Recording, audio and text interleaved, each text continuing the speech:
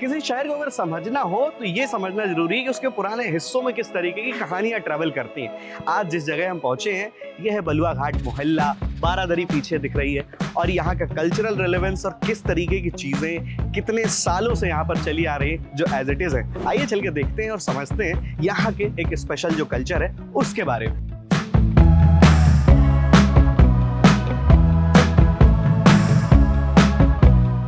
और पुराने शहर की कहानियों को समझने के लिए सबसे जरूरी है कि पुराने शहर से कोई हमारे साथ हो। तो आज हमने एक स्पेशल मेहमान इनवाइट किया था, वो हमारे साथ जुड़ने वाले हैं। आगे आप देखेंगे, उनसे मिलवाते हैं, लेकिन उसके पहले मैं बता दूं कि यहाँ की कहानी भी उनसे जुड़ी है।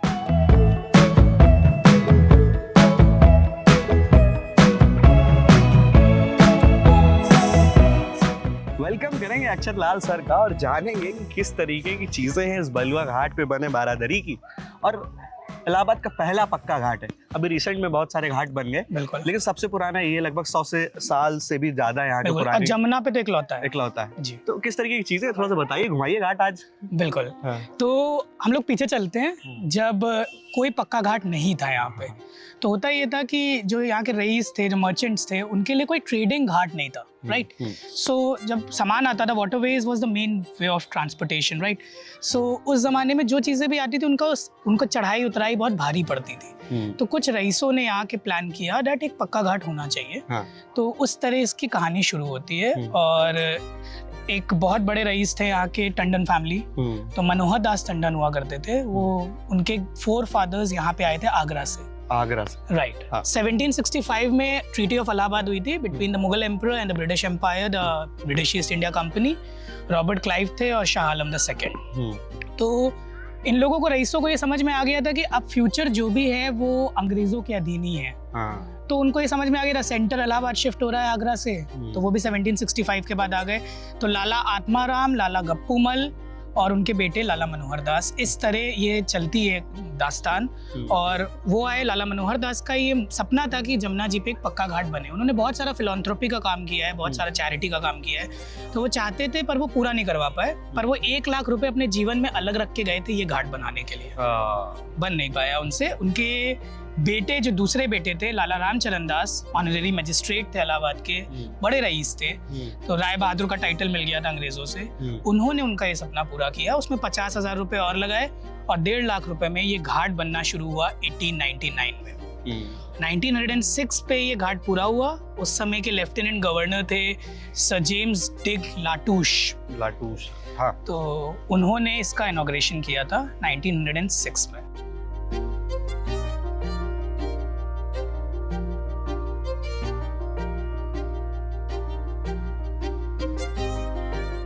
तो 1906 में ये घाट बन गया था, मगर पूरा नहीं बना था। ऊपर की सीढ़ियां बनी थी, नीचे की तरफ का नहीं बना था। तो होता ये था कि गर्मी के मौसम में जब नदी पीछे होती थी, जमुना जी पीछे हो जाती थी, तो ये पूरा मिट्टी का एरिया कछार बच जाती थी।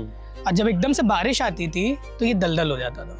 तो जो नहाने वाले लोग रोज आने वाले थे, सामान उतारने वाले लोग थे जो, उनके लिए बड़ी मुसीबत थी। यहाँ पे एक हादसा भी हुआ जिसमें कई लोग मरे। ये बात फिर से चौक के रईसों को पता लगी, टंडन फैमिली को पता लगी। टंडन फैमिली में उस समय जो उनके जानशीन थे वो मनमोहन दास टंडन थे, लाला मनमोहन दास टंडन, जिनको बच्चा जी के नाम से पूरा शहर आज भी जानता है। उत्तर भारत में बहुत ही नामी इंसान थे। उन्होंने ये प्लान किया कि इसको एक्सटेंड करते हैं इस घाट को। तो उन्होंने नीचे की सीढ़ियां बनवाई, 5 चेंजिंग रूम्स जो ये बने हुए हैं, ये 5 चेंजिंग रूम्स बनवाए। और उसके बाद से आज तक, मतलब चाहे नदी आगे जाए चाहे पीछे जाए, सीढ़ियां जो है वो आपको नदी तक पहुंचा देती है। मदद ये हुई थी इसमें कि उस समय उन्होंने कलकत्ता में एक फैक्ट्री डाली थी। तो कलकत्ता में एक बड़े पॉपुलर रशियन आर्किटेक्ट थे, M.A. कोर्नी। ये M.A. कोर्नी जो थे, इनसे अब यहाँ से मेरा कनेक्शन निकल के आता है। जो ये M.A. कोर्नी थे, he was a friend with my great grandfather Munshi Ashrafi Lal. तो उन्होंने उनकी हेल्प ली और इसका डिजाइन फिर से इसको ऐसा बनाया गया कि ये मतलब फुल प्रूफ रहे, बाढ़ से, सूखे से, अलग अलग मौसमों में ये स्थिर रहे, चिर रहे। तो मजबूती भी थी। उन्होंने अपने टेक्निकल साइंटिफिक टेक्निकलिटीज इसकी जो जरूरत थी उसको भी बता दिया था। इस तरह ये घाट जो है ये 1943 में इस जिस रूप में आज हम देख रहे हैं इसको, ये इस स्वरूप में 1943 में आया। So this was about the history of this place.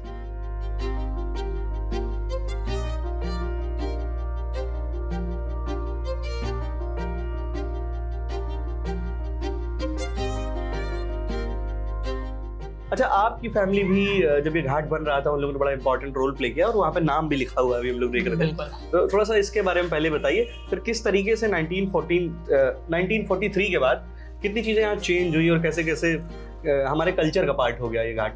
बिल्कुल। So my great grandfather, like I told you, Munshi Ashrafi Lal was the property manager of लाला रामचरण दास। तो उन्होंने 3 जनरेशंस टंडन फैमिली की सर्व करी और कोइंसिडेंटली उन्हीं 3 जनरेशंस ने ये घाट बनवाया। तो they were the sponsors, no, they were sponsoring this ghat, the construction of this ghat, but the one who was supervising the construction was my great grandfather। तो उनकी कुछ बहुत ही मतलब उनके दिल के करीब थी ये जगह। तो हुआ कुछ यूं कि उनके 2 बेटे थे और दोनों बेटे बहुत कम उम्र में दोनों की डेथ हो गई, मेरे ग्रेट ग्रैंडफादर की। और उनकी फिर दूसरी शादी हुई, 2 बच्चे और हुए। तो वो जो 2 बच्चे होने इसका जो टाइम था, it was a very long time. तो he was getting very desperate and restless about it. तो उन्होंने यहीं पे किसी कभी घाट पे खड़े खड़े उन्होंने एक मन्नत मांग ली थी कि जब ये घाट बन जाएगा पूरा और जब मेरे अगर दोनों बच्चे हो गए मेरे जीते जी, तो मैं यहाँ पे 108 गायों का दान करूँगा। तो उन्होंने इसी घाट पे 108 गायों के सींगों के ऊपर सोना मड़वा के उनका दान किया था। तो ये स्टोरी मैंने बचपन से सुनी है अपनी फैमिली में, बिकॉज मतलब कितना उनकी शिद्दत थी जो वो इतने अपने पर्सनल टर्मोइल के बावजूद यहाँ पे घाट का कंस्ट्रक्शन सुपरवाइज कर रहे थे। और घाट बनता गया, बनते बनते तक में उनके बच्चे भी हो गए।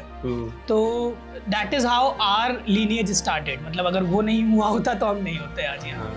So that was the family connection, and they were very. My great grandfather was very close to the Tandon family. So बच्चा जी के साथ, बच्चा जी के हर डिसीजन में उनका जो भी इम्प्लीमेंटेशन होता था वो वही देखते थे। He was the property manager. तो that is how this ghat is so important for me and the part of my legacy, you know, like that. Yeah. अच्छा, इस घाट को बनने के बाद यहाँ पॉपुलेशन थी नहीं, यहाँ घर वगैरह नहीं थे, मंदिर वगैरह भी नहीं थे। आपके टेम्पल्स हैं काफ़ी पुराने पुराने। ये मंदिर जो बने हुए हैं, ये मंदिर कुछ तो टंडन फैमिली के ही बनवाए हुए हैं, उनकी वाइफ्स की मेमोरी में बने हुए हैं, उनके बच्चों की मेमोरी में बने हुए हैं। एक धर्मशाला भी उस तरफ बना हुआ है पुराना।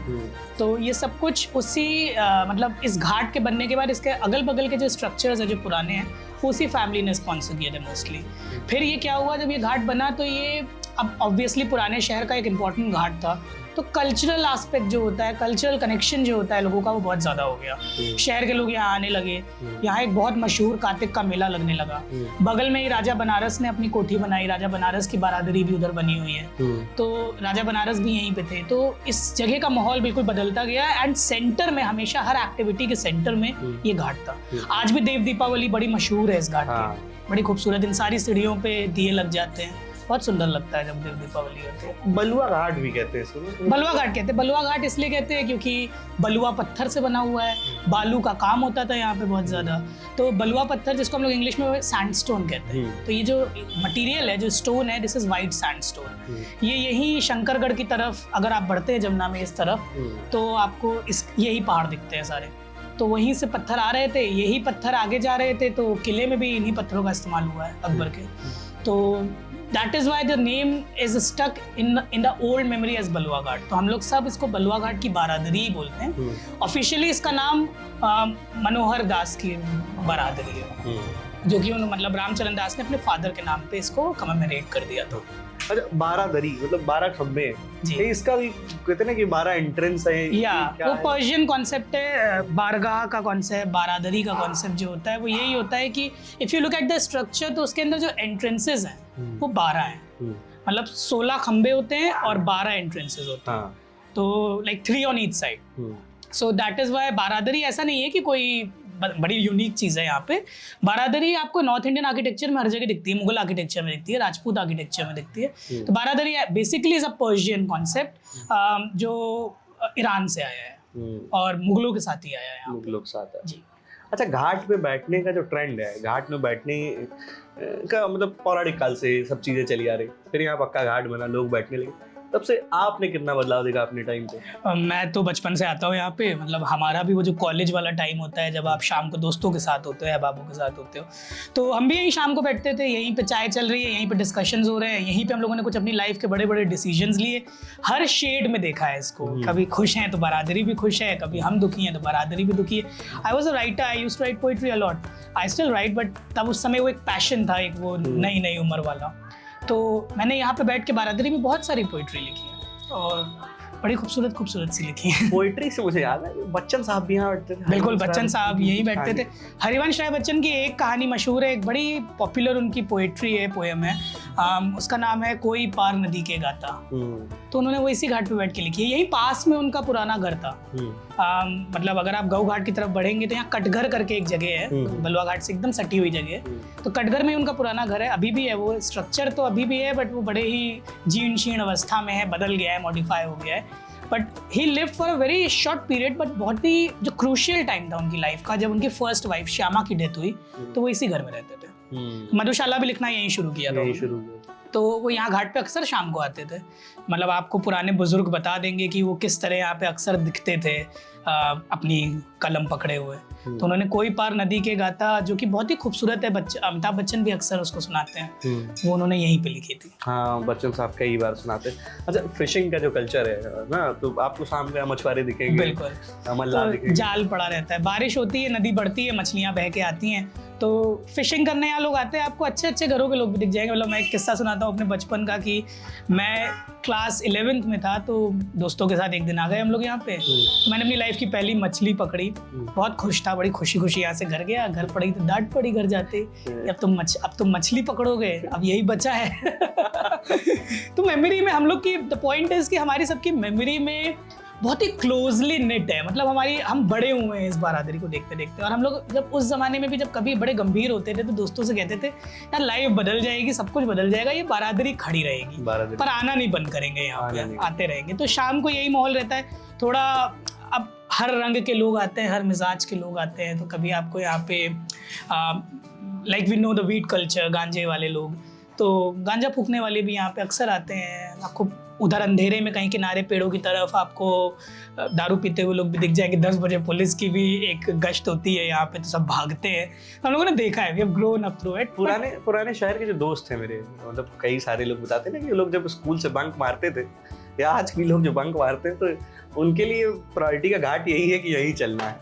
हाँ, ये है, यहाँ का एक माहौल है, शाम को एक वाइब होती है, जिसको आज की लैंग्वेज में लोग बोलते हैं ना, there is a vibe, a very beautiful vibe. एक शहर, पुराना शहर यहाँ से आधा किलोमीटर है अंदर, ठीक है। पुराने शहर में एकदम केओस है, एकदम कंजेशन है, ट्रैफिक है, सब कुछ है, और आप बस जरा सा आगे निकल के आते हो, एकदम से शांति मिल जाती है आपको। तो हम लोगों को दूर जाने की परमिशन तो होती नहीं थी स्कूल टाइम में, तो यहाँ तक आने की परमिशन मिल जाती थी, घर पास में ही था, तो शाम को यही सारे दोस्त इकट्ठा होते थे। तो अक्सर लोगों की अड्डेबाजी का, लोगों के मिलने की जो जगह है जहाँ पे एकत्रित होते हैं, असेंबल होते हैं फ्रेंड्स, वो यही होती थी।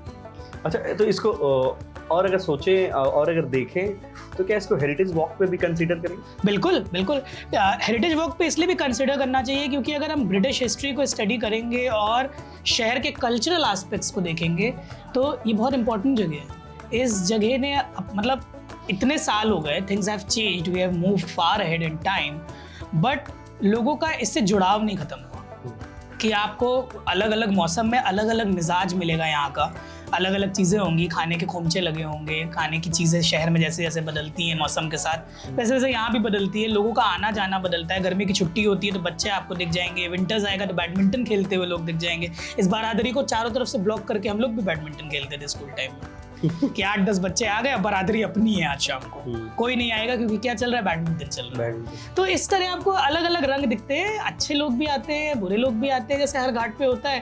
पर खासियत ये है कि इलाहाबाद में पक्के घाटों के ऑप्शंस नहीं है हमारे पास, और जमुना जी पे तो बिल्कुल भी नहीं थे। तो ये एक अच्छा सात्विक घाट माना जाता था जहाँ पे लोग आ जाते थे, जहाँ पे मनाही नहीं थी, जहाँ पे आपको मतलब शाम को परिवार के लोग भी घूमते दिख जाएंगे, लड़कियां भी घूमते दिख जाएंगी आपको। जो लोग दूर नहीं जा सकते वॉक करने, वो भी यही सीढ़ी चढ़ते उतरते दिख जाते हैं। बहुत सारे अंकल आ जाते हैं अपना घुटने का ऑपरेशन करा के सीढ़ी उतरने चढ़ने की एक्सरसाइज कर रहे होते हैं यहीं पे।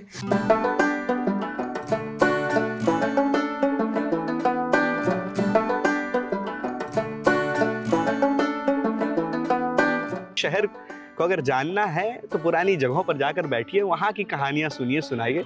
अक्सर सर हम लोग जो बात कर रहे थे उस पे जो आता है कि अब घाट बढ़ रहे हैं इस तरफ से। सबसे पुराना बारादरी हो गया, अब ये 2-3 घाट लगातार अभी रिसेंटली एक स्वामी प्रभुपाद घाट बना, इस्कॉन वालों की तरफ से बना। कब इस्कॉन कब आया? इस्कॉन इलाहाबाद में 1995 में आया। ये प्रॉपर्टी इनिशियली पूरी प्रॉपर्टी राजा बनारस की थी, उन्होंने अपनी प्रॉपर्टी में से कुछ हिस्सा दिया, उनकी कोठी है ये, उसमें से उन्होंने हिस्सा दिया और इस्कॉन बना।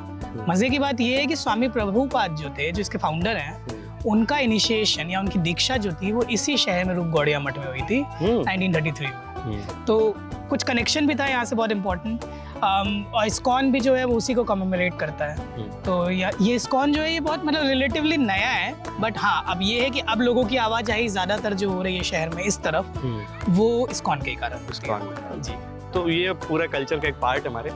एक और चीज़ है जो बहुत अमेजिंग है, बहुत स्पेशल है कि पुराने शहर के लोग हों, नए शहर के लोग हों, बाढ़ देखने जाने का कल्चर है कि पानी जब बढ़ता है शाम में मजमा लग जाता है कि भाई आओ चलो बाढ़ देख के आते हैं। बिल्कुल, ये इलाहाबाद में देखने को मिलेगा कि हम लोग बाढ़ भी सेलिब्रेट करते हैं। मतलब हम लोग बहुत स्कूल टाइम्स में we used to be very fascinated and amazed कि नदी बढ़ रही है तो सब देखने आए शाम को। हम लोग घर से रूलर लेके आ जाते थे, स्केल लेके आ जाते थे और नापते थे कितनी बड़ी, कितने सेंटीमीटर बड़ी। लिख गया है ना कि सेंटीमीटर। हाँ अब लग गया है, पर हम लोग लिटरली स्केल डुबा के देखते थे कितने सेंटीमीटर बड़ी। और पूरा मेला लग जाता है, चुरमुरे वाले खड़े हो जाएंगे, चाट वाले खड़े हो जाएंगे, सारा शहर शाम के वक्त आएगा, देखेगा। लोगों के आसपास जिनके घर हैं वो एक उस एंग्जाइटी के साथ रहते हैं कि कब खाली करके जाना है हमें। तो शहर जो है वो बाढ़ को सेलिब्रेट तो करता है और आपको बारादरी का एक अलग रंग दिखेगा। यहाँ पे कोई फिक्र नहीं होती बाढ़ की, यहाँ बाढ़ को एंजॉय करते हैं लोग। बैठे रहेंगे शाम को, पूरा परिवार आ रहा है, सब बैठे हैं यहाँ पे। तो मुझे लगता है कि जब तक नदी बढ़ना शुरू होती है तब तक शहर में यही चर्चा हो रही होती है कितने सेंटीमीटर जमुना जी बढ़ी, कितने सेंटीमीटर गंगा जी बढ़ी, और कौन ज्यादा बढ़ रहा है। रेस भी चल रही है कि जमुना जी ज्यादा बढ़ रही है कि गंगा जी ज्यादा बढ़ रही है। और फिर उसके बाद घटती है नदी। फिर वो एक पैटर्न है कि जब नदी घटती है तो अपना पीछे अपना सब छोड़ के जाती है, मिट्टी उसको साफ किया जाता है और साफ करने के बाद कार्तिक का मेला आ जाता है। तो फिर उसके बाद ये अपने रंग रोगन के साथ, नए रंग रोगन के साथ खड़ी हो जाती है फिर से बारादरी। और फिर बाढ़ के कल्चर में 2-3 चीजें हैं, जैसे यहाँ के लोग गुम्बद देखते हैं, ये डूबेगी, ये डूबा कि नहीं, पार हुआ कि नहीं, बारादरी पार की कि नहीं नदी। जब पार कर जाती है तब अगल बगल के लोग फिर एंग्शियस होते हैं कि अब कुछ गड़बड़ हो रहा है। फिर एक बांध बना हुआ है यहाँ पे, नेचुरली अकबर के समय से बना हुआ है, वो अगर उसको लांग जाएगी तो ये माना जाता है कि शहर पूरा डूब जाएगा। तो ऐसा बहुत कम हुआ है। 76 में पीपल रिमेंबर दैट 73-76 दैट एक बार चौक की तरफ पानी बढ़ गया था। तो बाढ़ actually is a celebration in Allahabad, there is no doubt about it. Last time हमने कंटेंट भी करा था कि बाढ़ के अलग अलग मायने, और यमुना जी यहाँ बारादरी डुबोती हैं, गंगा जी नागवासुकी तक पहुँचती हैं, बड़े हनुमान जी कितने दिन डूबे, कितने दिन बाद बाहर आए, उसका भी जश्न होता है। हाँ। जब सीढ़ी उतर रही होती है गंगा मैया तो आप देखिए क्या आरती होती है हनुमान जी की, क्या खूबसूरत माहौल होता है। और तो ये शहर की खासियत है कि हम मतलब बाढ़ को भी सेलिब्रेट कर रहे हैं। तो जीवन जीने के जो तरीके हैं, आप अगर इलाहाबाद जैसे किसी भी शहर में हैं जो इतनी अपनी पुरातन सभ्यताओं को लेके चलता है, वहाँ आप जिंदगी जीने का असल तरीका सीखेंगे। ये कुछ अलग है। हाँ। कुछ अलग है, मतलब ये इस शहर की जान में, आत्मा में कुछ तो अलग है जो आपको, मतलब गंगा मैया से सबको प्यार होता है, जमुना मैया का प्यार भी आपको देखने को मिलेगा यहाँ पे। शहर अकबर ने बसाया था तो उसने सारे शहर अपने जमुना के किनारे बसाए। तो इलाहाबाद जो बसा, जो मुगलों का इलाहाबाद था, वो जमुना के तट पे बसा। तो आज जो पुराना शहर है हमारा वो पूरा जमुना के तट पे। तो हमारे लिए संगम जाना इज एन एक्सकर्शन, कि आप बाहर जा रहे हो। आप शहर में जब आप शहर के इर्द गिर्द घूम रहे हो, शहर के कल्चर का जो हिस्सा है वो जमुना नदी हिस्सा है। और हम लोग दिल्ली वालों की तरह यमुना नहीं बोलते, हम लोग जमुना जी बोलते हैं। तो इस तरीके की चीजें, और कुल मिलाकर हम आज इसलिए यहाँ पर आए थे कि हम बारादरी को समझ सके और आपको बता सके कि बारादरी महज सिर्फ एक घाट नहीं और वहाँ पर सिर्फ 16 खंबे नहीं है, ये पूरी तरीके से कल्चरल चीज़ों की एक बुनियाद है जिसका ताना बाना बुना गया, और ये एक पीढ़ी से दूसरी पीढ़ी और किस तरीके से अनवरत चल रही है, ये सारी बातचीत हमने करी। वीडियो कैसी लगी ये आप हमें कमेंट बॉक्स में बता सकते हैं, और इस तरीके की जितनी भी चीज़ें हैं आसपास, प्रयागराज, इलाहाबाद से प्रयागराज तक की जो जर्नी है और आसपास जितनी हेरिटेज कल्चर है, ये आप इस सीरीज पे देखेंगे। धन्यवाद।